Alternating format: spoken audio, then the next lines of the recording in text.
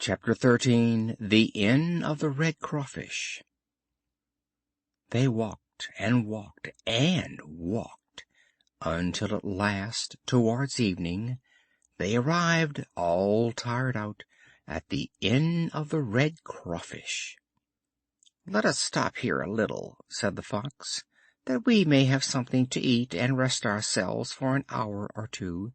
We will start again at midnight, so as to arrive at the Field of Miracles by dawn tomorrow morning."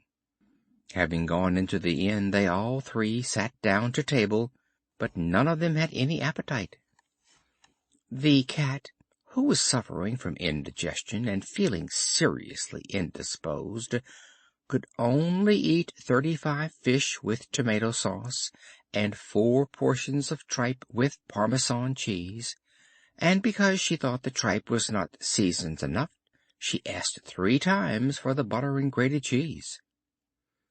The Fox would also willingly have picked a little, but as his doctor had ordered him a strict diet, he was forced to content himself simply with a hare dressed with a sweet and sour sauce, and garnished lightly with fat chickens and early pullets. After the hare, he sent for a made dish of partridges, rabbits, frogs, lizards, and other delicacies. He could not touch anything else. He cared so little for food, he said, that he could put nothing to his lips. The one who ate the least was Pinocchio. He asked for some walnuts and a hunch of bread, and left everything on his plate. The poor boy's thoughts were continually fixed on the Field of Miracles. When they had supped, the Fox said to the host, "Give us 2 good rooms, one for Mr. Pinocchio, and the other for me and my companion. We will snatch a little sleep before we leave. Remember, however, that at midnight we wish to be called to continue our journey."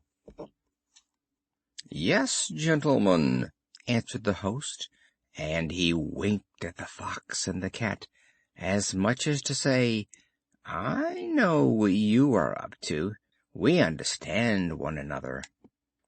No sooner had Pinocchio got into bed than he fell asleep at once and began to dream.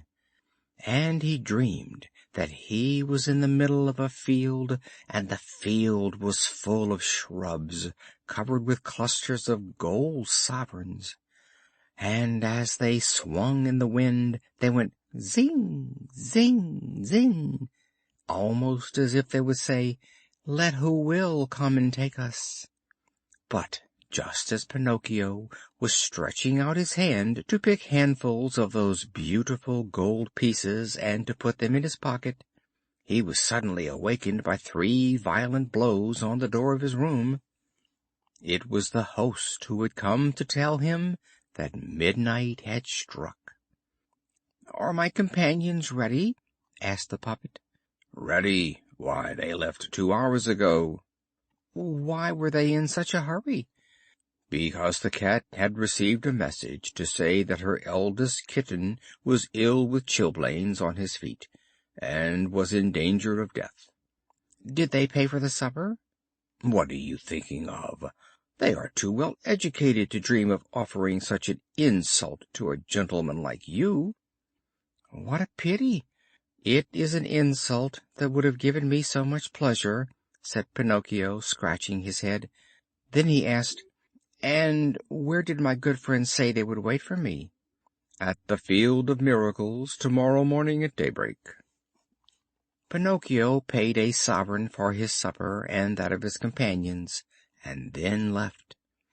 Outside the inn it was so pitch dark that he had almost to grope his way, for it was impossible to see a hand's breadth in front of him.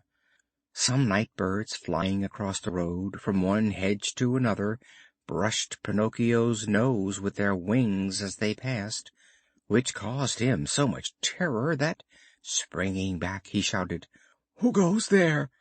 And the echo in the surrounding hills repeated in the distance, "Who goes there? Who goes there?" As he was walking along, he saw a little insect shining dimly on the trunk of a tree, like a nightlight in a lamp of transparent china. "Who are you?" asked Pinocchio. "I am the ghost of the talking cricket," answered the insect in a low voice, so weak and faint that it seemed to come from the other world. "What do you want with me?" said the puppet. "I want to give you some advice. Go back and take the 4 sovereigns that you have left to your poor father, who is weeping and in despair because you have not returned to him. By tomorrow my papa will be a gentleman, for these 4 sovereigns will have become 2,000. Don't trust to those who promise to make you rich in a day. Usually they are either mad or rogues. Give ear to me and go back, my boy." "On the contrary, I am determined to go on." "The hour is late." "I am determined to go on." "The night is dark."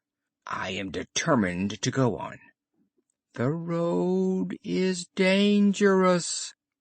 "I am determined to go on." "Remember that boys who are bent on following their caprices and will have their own way, sooner or later repent it." "Always the same stories. Good night, Cricket." "Good night, Pinocchio, and may Heaven preserve you from dangers and from assassins."